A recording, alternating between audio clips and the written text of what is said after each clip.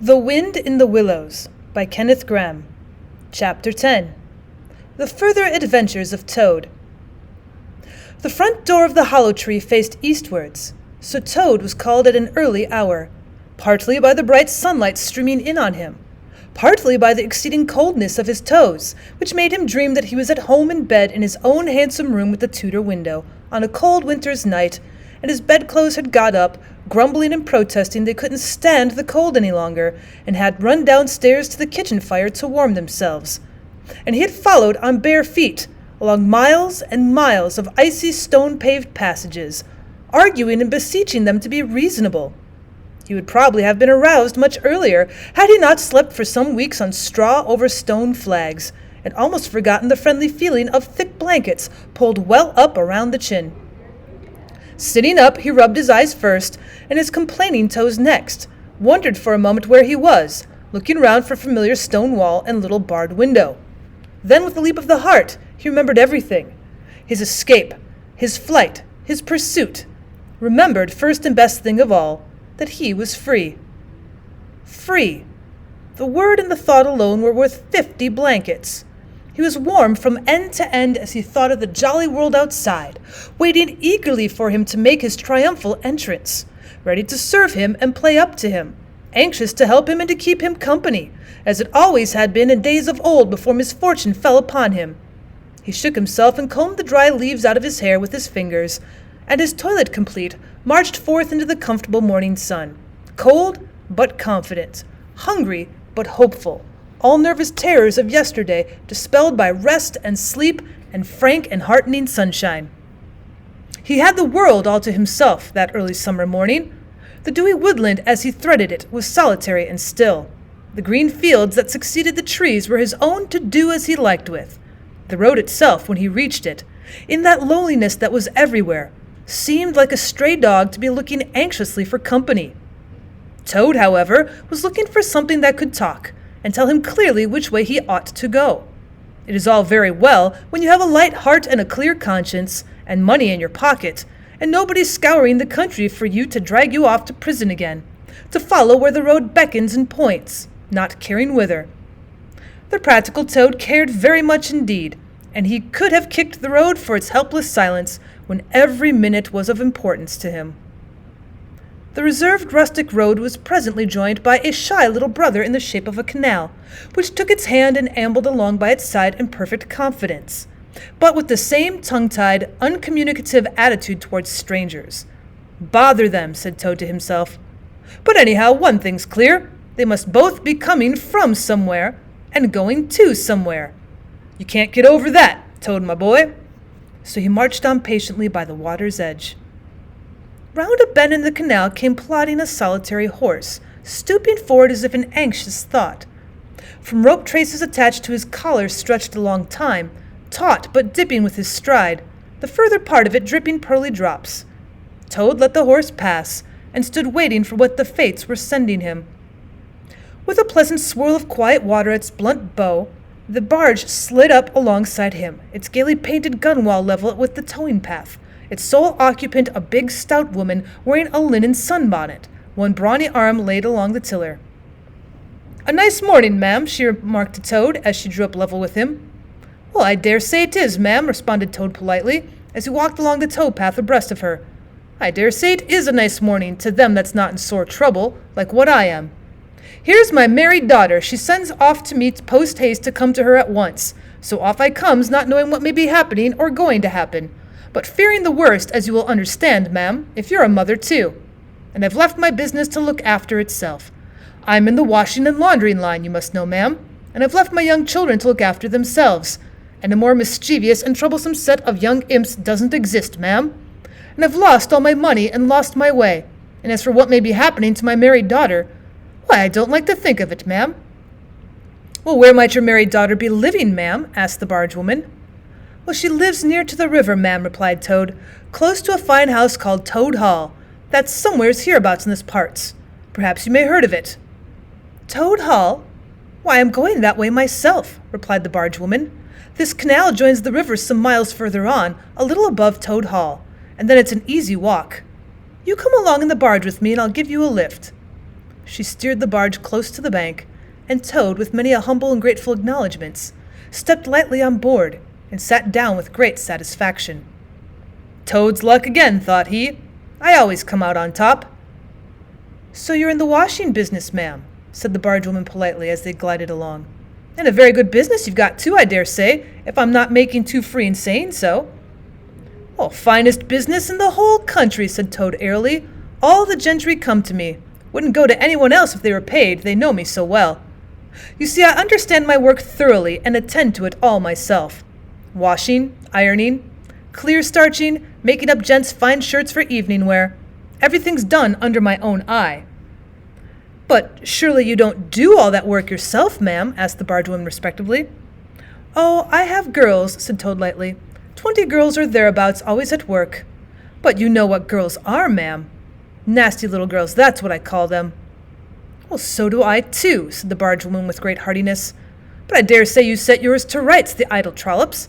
And are you very fond of washing?"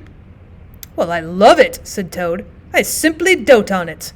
Never so happy as when I've got both arms in the wash-tub. But then it comes so easy to me, no trouble at all. A real pleasure, I assure you, ma'am." "Well, what a bit of luck meeting you," observed the bargewoman thoughtfully. "A regular piece of good fortune for both of us." "Why, what do you mean?" asked Toad nervously. "Well, look at me now," replied the bargewoman. "I like washing too, just the same as you do.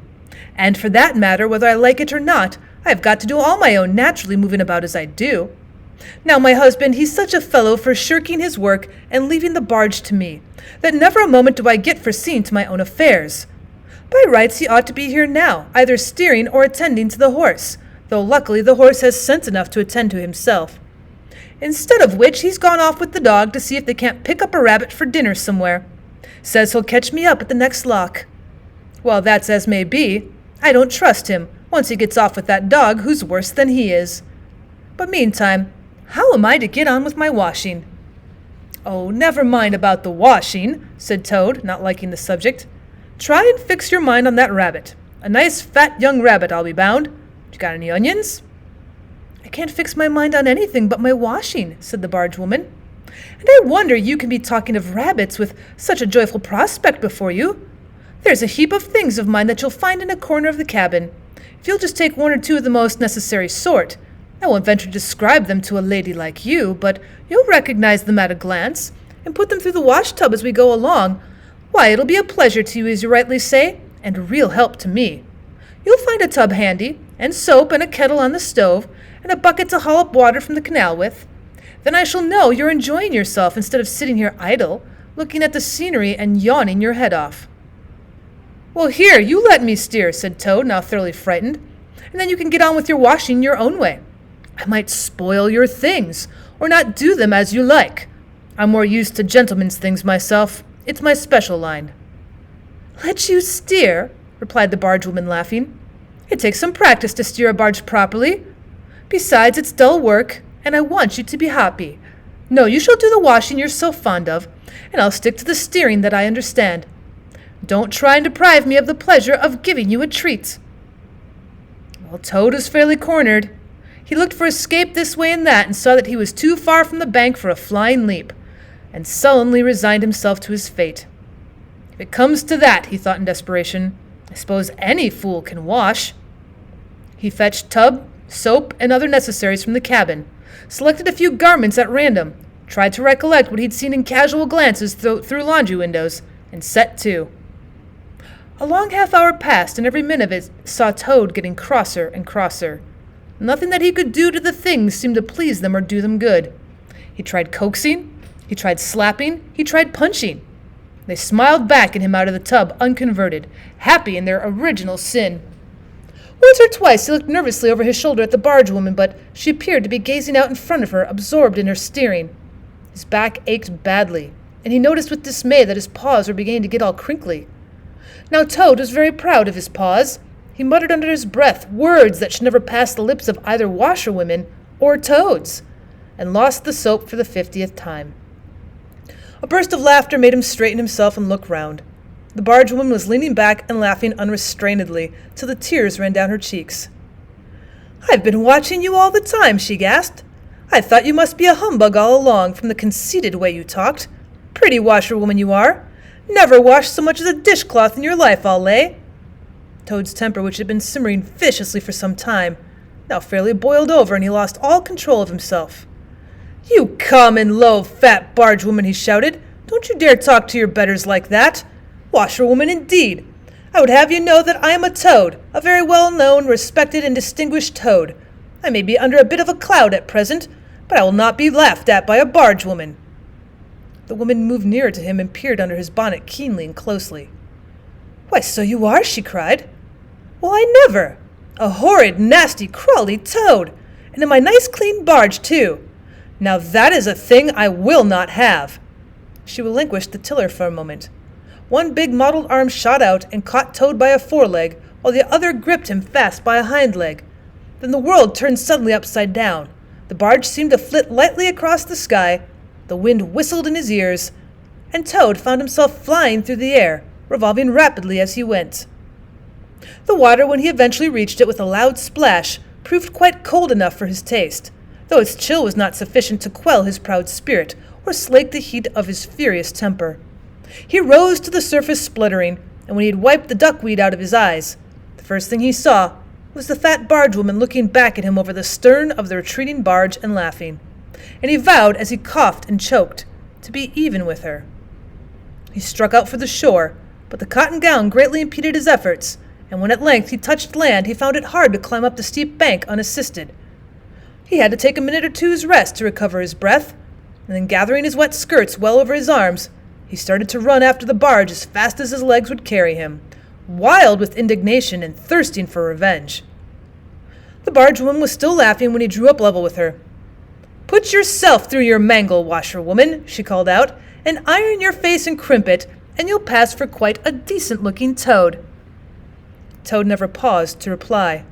Solid revenge was what he wanted, not cheap, windy verbal triumphs, though he had a thing or two in his mind that he would have liked to say.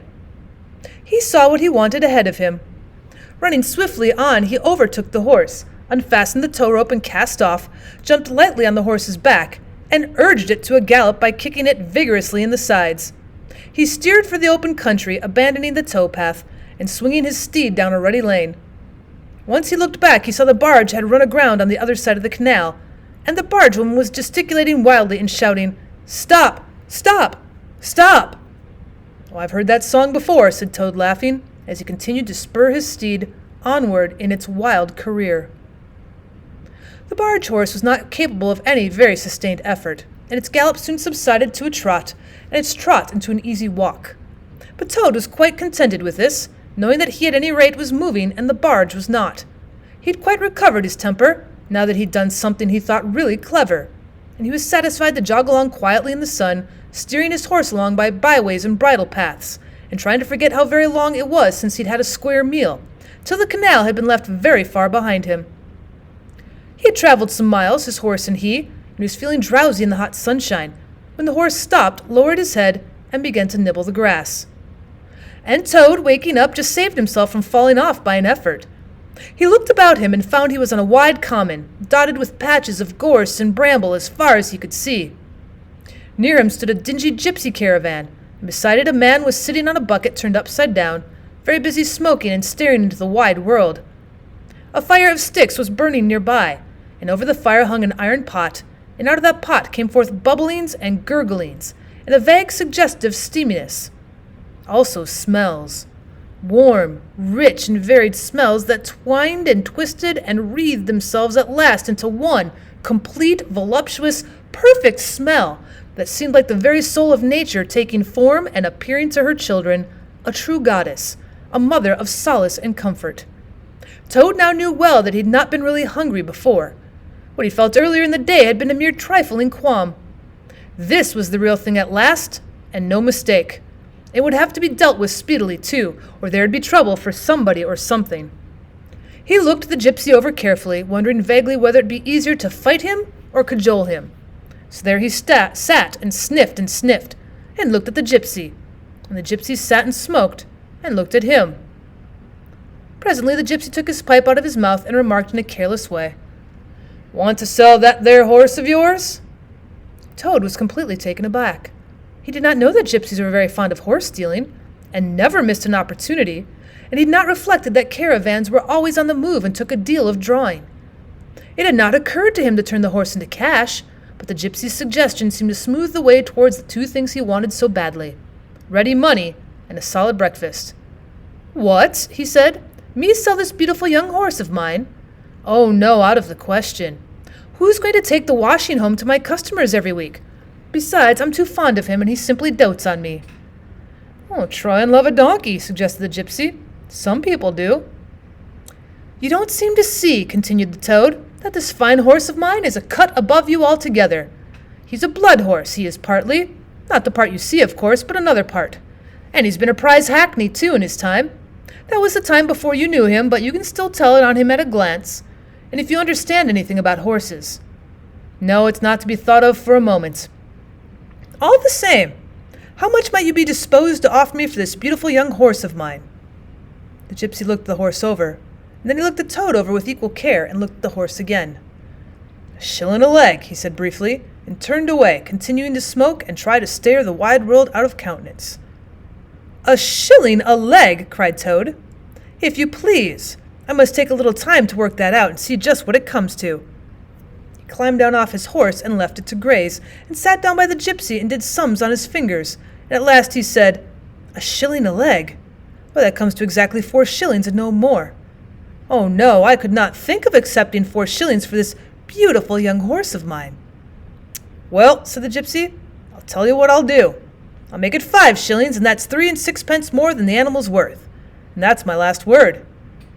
Then Toad sat and pondered long and deeply, for he was hungry and quite penniless, and still some way, he knew not far, from home. And enemies might still be looking for him. To one in such a situation, 5 shillings may very well appear a large sum of money. On the other hand, it did not seem very much to get for a horse. But then again, the horse hadn't cost him anything, so whatever he got was all clear profit. At last he said firmly, "Look here, gypsy, I'll tell you what we'll do, and this is my last word. You shall hand me over 6 shillings and 6 cash down, and further, in addition thereto, you shall give me as much breakfast as I can possibly eat, at one sitting, of course, out of that iron pot of yours that keeps sending forth such delicious and exciting smells. In return, I'll make over to you my spirited young horse, with all the beautiful harness and trappings that are on him freely thrown in. If that's not good enough for you, say so, and I'll be getting on. I know a man near here who's wanted this horse of mine for years." The gypsy grumbled frightfully, and declared if he did a few more deals of that sort he'd be ruined. But in the end he lugged a dirty canvas bag out of the depths of his trouser pocket, counted out 6 shillings and 6 into Toad's paw. Then he disappeared into the caravan for an instant and returned with a large iron plate and a knife, fork, and spoon. He tilted up the pot, and a glorious stream of hot, rich stew gurgled onto the plate. It was indeed the most beautiful stew in the world, being made of partridges and pheasants, and chickens and hares, and rabbits and peahens, and guinea fowls, and 1 or 2 other things. Toad took the plate on his lap, almost crying, and stuffed and stuffed and stuffed, kept asking for more, and the gypsy never grudged it him. He thought that he'd never eaten so good a breakfast in all his life. When Toad had taken as much stew on board as he thought he could possibly hold, he got up and said good-bye to the gypsy, and took an affectionate farewell of the horse. And the gypsy, who knew the riverside well, gave him directions which way to go, and he set forth on his travels again in the best possible spirits. He was indeed a very different Toad from the animal of an hour ago. The sun was shining brightly, his wet clothes were quite dry again, he had money in his pocket once more, he was nearing home and friends and safety, and most and best of all, he had had a substantial meal, hot and nourishing, and felt big and strong, and careless, and self-confident. As he tramped along gaily, he thought of his adventures and escapes, and how things seemed at their worst he had always managed to find a way out, and his pride and conceit began to swell within him. "Ho, ho," he said to himself as he marched along with his chin in the air. "What a clever Toad I am! There's surely no animal equal to me for cleverness in the whole world. My enemies shut me up in prison, encircled by sentries, watched night and day by warders, and I walk out through them all, by sheer ability coupled with courage. They pursue me with engines and policemen and revolvers. I snap my fingers at them and vanish, laughing into space. I am unfortunately thrown into a canal by a woman fat of body and very evil-minded. What of it? I swim ashore, I seize her horse, I ride off in triumph, and I sell the horse for a whole pocketful of money and an excellent breakfast. Ha ha ha! I am the Toad, the handsome, the popular, the successful Toad. He got so puffed up with conceit that he made up a song as he walked in praise of himself, and sang it at the top of his voice, though there was no one to hear it but him. It was perhaps the most conceited song that any animal ever composed. The world has held great heroes, as history books have showed, but never a name go down to fame compared with that of Toad. The clever men at Oxford all know that there is to be knowed, but they none of them know one half as much as intelligent Mr. Toad. The animals sat in the ark and cried, their tears in torrents flowed. Who was it said, "There's land ahead"? Encouraging Mr. Toad. The army all saluted as they marched along the road. Was it the king or Kitchener? No, it was Mr. Toad. The queen and her ladies-in-waiting sat at the window and sewed. She cried, "Look, who is that handsome man?" They answered, "Oh, Mr. Toad." There's a great deal more of the same sort, but too dreadfully conceited to be written down. These are some of the milder verses. He sang as he walked, and he walked as he sang, and got more inflated every minute. But his pride was shortly to have a severe fall. After some miles of country lanes, he reached the high road, and as he turned into it and glanced along its white length, he saw approaching him a speck that turned into a dot, and then into a blob, and then into something very familiar. And a double note of warning only too well known fell on his delighted ear. "This is something like," said the excited Toad. "This is real life again. This is once more the great world from which I've been missed so long. I will hail them, my brothers of the wheel, and pitch them a yarn of the sort that's been so successful hitherto. And they will give me a lift, of course, and then I will talk to them some more. And perhaps with luck it may even end up in my driving up to Toad Hall in a motor car. Well, that will be one in the eye for Badger." He stepped confidently out into the road to hail the motor car, which came along at an easy pace, slowing down as it neared the lane. Then suddenly he became very pale and his heart turned to water. His knees shook and yielded under him, and he doubled up and collapsed with a sickening pain in his interior. And well he might, the unhappy animal, for the approaching car was the very one he'd stolen out of the yard of the Red Lion Hotel on that fatal day when all of his troubles began. And the people in it were the very same people he had sat and watched at luncheon in the coffee room. He sank down in his shabby, miserable heap in the road, murmuring to himself in his despair, "It's all up, it's all over now. Chains and policemen again, and prison again, dry bread and water again. Oh, what a fool I have been. What did I want to go strutting about the country for, singing conceited songs, and hailing people in broad day on the high road, instead of hiding till nightfall and slipping home quietly by back ways? Oh, hapless Toad! Oh, ill-fated animal!" The terrible motor car drew slowly nearer and nearer, till at last he heard it stop just short of him. Two gentlemen got out and walked around the trembling heap of crumpled misery lying in the road, and one of them said, "Oh dear, this is very sad. Here is a poor old thing, a washerwoman apparently, who has fainted in the road. Perhaps she's overcome by the heat, poor creature, or possibly she's not had any food today. Let us lift her into the car and take her to the nearest village where doubtless she has friends." They tenderly lifted Toad into the motor car and propped him up with soft cushions and proceeded on their way. When Toad heard them talk in so kind and sympathetic a way, and knew that he was not recognized, his courage began to revive, and he cautiously opened first one eye and then the other. "Well, look," said one of the gentlemen, "she's better already. The fresh air is doing her good. How do you feel now, ma'am?"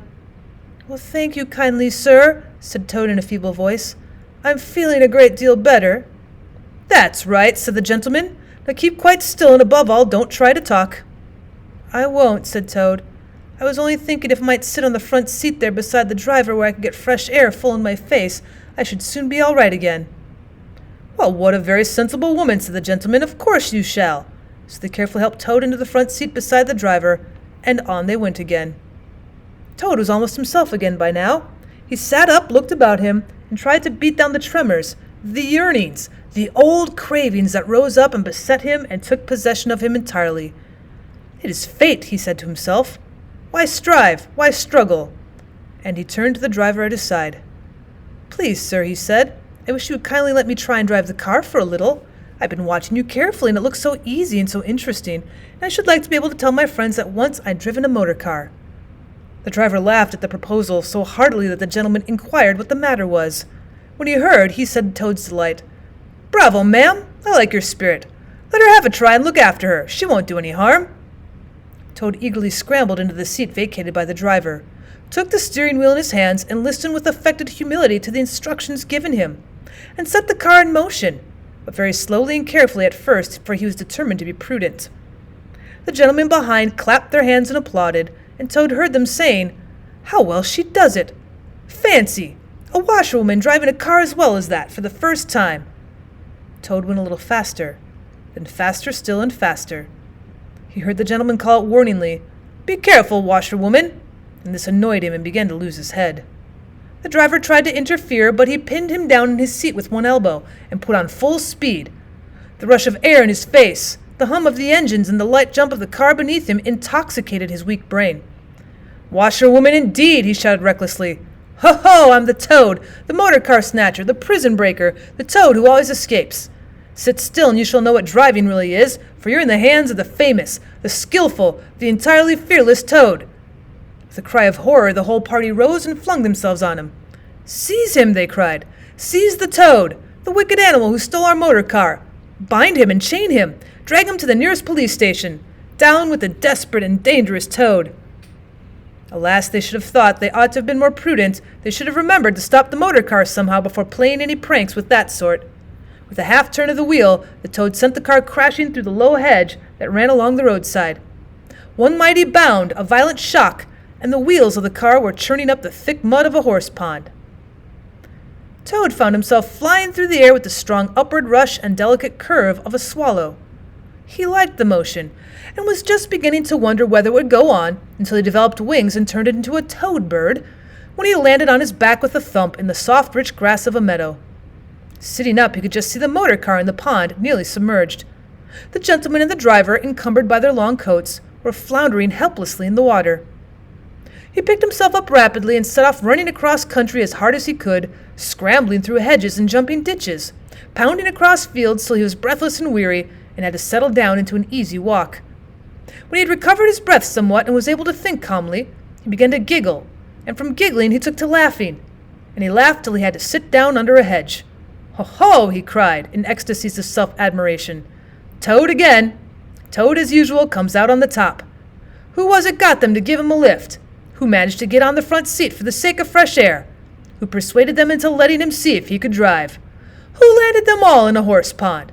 Who escaped flying gaily and unscathed through the air, leaving the narrow-minded, grudging, timid excursionists in the mud where they should rightly be? Why, Toad, of course. Clever Toad. Great Toad. Good Toad." Then he burst into song again and chanted with an uplifted voice. The motor car went boop, boop, boop as it raced along the road. Who was it steered it into a pond? Ingenious Mr. Toad. "Oh, how clever I am! How clever, how clever, how very clever!" A slight noise at a distance behind him made him turn his head and look. Oh, horror! Oh, misery! Oh, despair!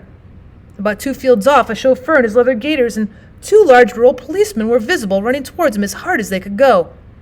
Poor Toad sprang to his feet and pelted away again, his heart in his mouth. "Oh my!" he gasped as he panted along. "What an ass I am! What a conceited and heedless ass! Swaggering again! Shouting and singing songs again! Sitting still and gassing again! Oh my, oh my, oh my!" He glanced back and saw to his dismay that they were gaining on him. On he ran desperately, but kept looking back and saw that they still gained steadily. He did his best, but he was a fat animal, and his legs were short, and still they gained. He could hear them close behind him now. Ceasing to heed where he was going, he struggled on blindly and wildly, looking back over his shoulder at the now triumphant enemy, when suddenly the earth failed under his feet. He grasped at the air, and splash! He found himself head over ears in deep water, rapid water, water that bore him along with a force he could not contend with, and he knew that in his blind panic he'd run straight into the river.